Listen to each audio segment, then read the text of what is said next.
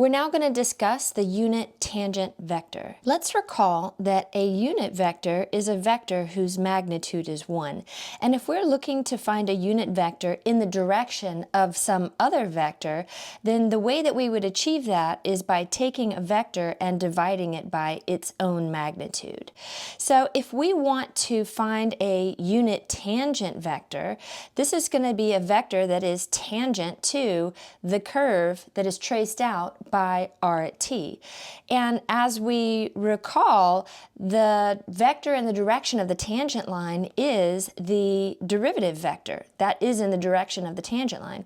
So if I want to find a unit vector in the direction of the tangent line, then I'm going to simply take that derivative vector and divide it by its own magnitude so that the magnitude of this vector, this unit vector, would be then 1. So if we want to find the unit tangent vector for a particular vector valued function, remember r at t is tracing out some curve, and this is a vector valued function that we need to become more and more familiar with. It is a vector value function that traces out a helix. Notice that in the xy plane, the shadow of this space curve is going to be a circle. So let's look at a basic concept drawing here. We recognize it as being a helix. So when t is equal to 0, when the parameter is equal to 0, we get the output vector that is cosine of 0 is 1 times 2 is 2, sine of 0 is 0 times 2 is going to be 0, and then our t is equal to 0 is going to be the z component of this initial vector. So the initial vector is going to be terminating at the ordered triple 2, 0, 0s. And then let's look at pi over 2 and determine the output vector when the value of the parameter is pi over 2. Cosine of pi over 2 is 0 times 2 is going to be 0 for the x component. Sine of pi over 2 is 1 times 2 is going to be 2 for the y component. And then pi over 2 plugged in for t gives us pi over 2 as the z component. So our second vector terminates at the ordered triple 0, 2, and then pi over 2 as the z value, so up here. Now, since we recognize it as being a helix, now we're basically able to just connect these dots and say that it would be traveling up in this direction. We're being asked to find the unit tangent vector that is tangent to this helix curve at the point that corresponds to t is equal to pi over 4. We could determine what that ordered triple is so we can see the point that we're wanting to be tangent to by evaluating the vector function at pi over 4. So let's take a close look at that. We would be evaluating 2 times the cosine of pi over 4, which is rad 2 over 2.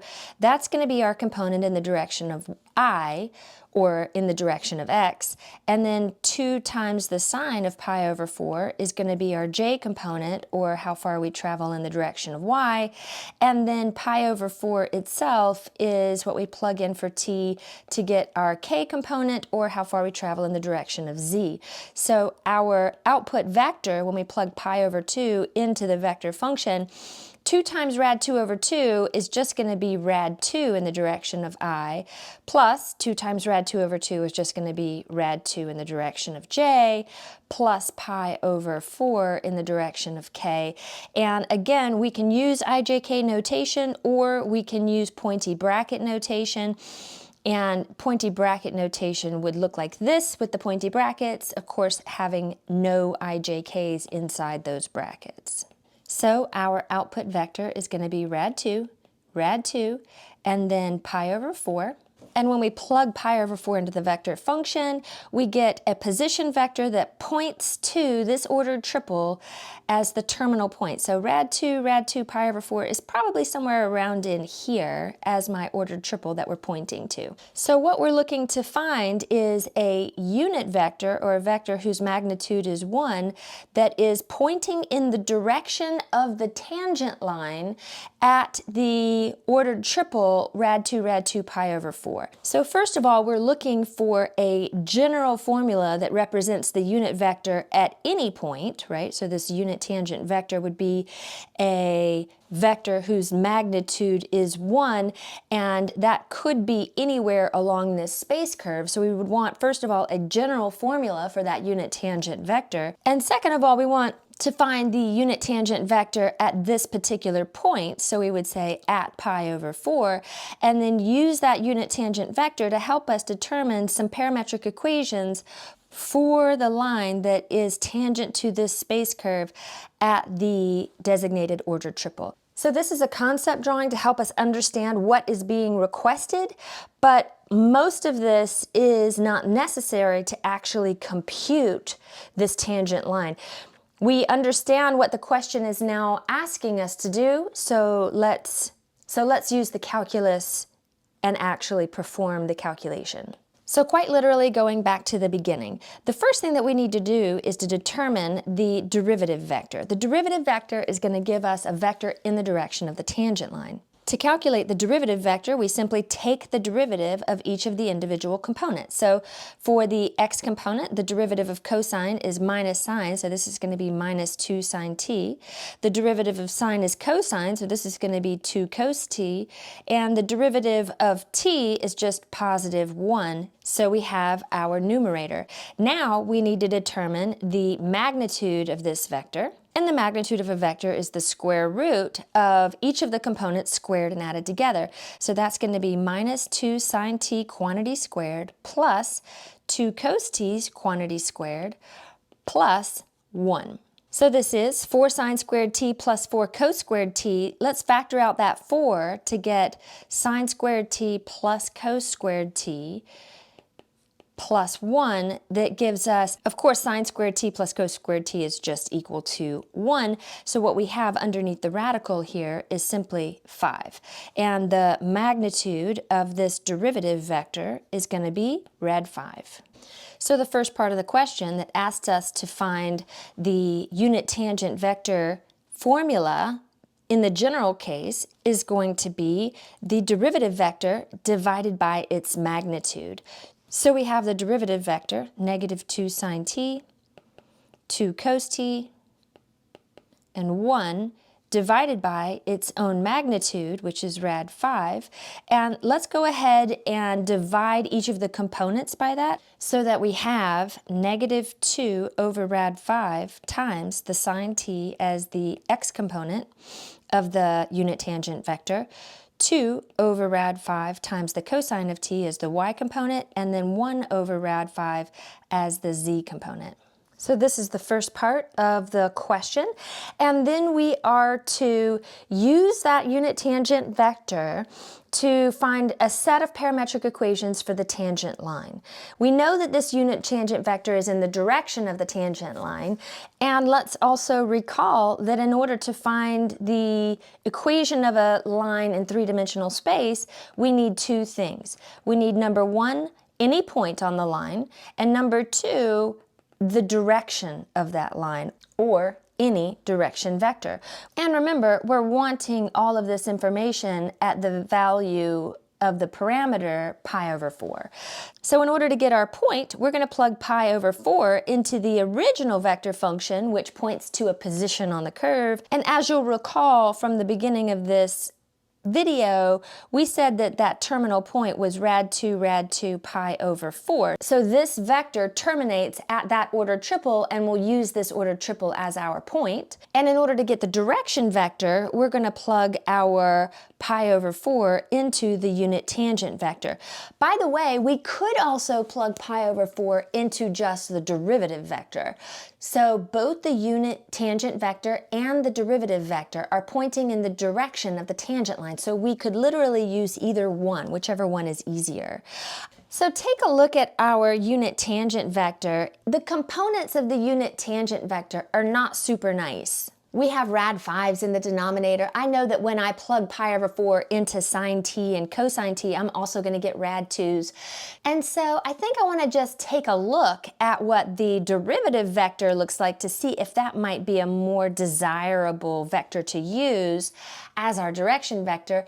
And it is, because sine t is rad 2 over 2, and the 2's are going to cancel out. I think the components are going to be a lot nicer if I choose the derivative vector as my direction vector instead of choosing the unit tangent vector as my direction vector. So let's come back down here and say, thank you, unit tangent vector, but I prefer the derivative vector to get my direction. Either one of them will do. So the derivative vector evaluated at pi over 4, let's come back up here to say, is going to have an x component is negative 2 times the sine of pi over 4. Sine of pi over 4 is rad 2 over 2, so this is going to be negative rad 2. When I plug pi over 4 into the y component of my derivative vector, I have the cosine of pi over 4, which is rad 2 over 2, times 2, that's going to just give me rad 2. And when I plug pi over 4 into the derivative vector function, I'm still going to have my z component, which is just 1. So let's come down here and populate our direction vector with that final component. Now we have the point, we have the direction vector that we're going to use, and it's time to come up with parametric equations for our line. Remember, a line in three-dimensional space can be represented by a vector function, and I'm going to use sub L to refer to now the line that we're looking at so that we're not using the same variable all over the place. Our sub L, the vector function representing our tangent line, is going to be or can be created by looking at some initial position vector plus t times the direction vector, right? This is the thing that we have memorized from a previous section to determine the vector function for a tangent line. But also the parametric equations for a line were x is equal to x naught plus at, y is equal to y naught plus bt, and z is equal to z naught plus ct. And this was where x naught, y naught, z naught are a point on the line, and v, the direction vector, has the components a, b, c. And since we're after the parametric equations, that's what the directions asked us for, not a vector function, let's use this second formula here. So the x component, or the x parametric equation, is going to be determined by the x coordinate of our point is rad 2 plus the x component of the direction vector, so we'll actually say minus rad 2 as a multiplier of our parameter. The y parametric equation is going to be the y component of my position vector, so rad 2 again, plus the y component of the direction vector, rad 2 times t, and then the z parametric equation is going to be pi over 4, which is the z component of the position vector, plus 1 times the parameter, so that's going to be just t. And these are the parametric equations for a line that is tangent to the curve at the value of the parameter pi over 4.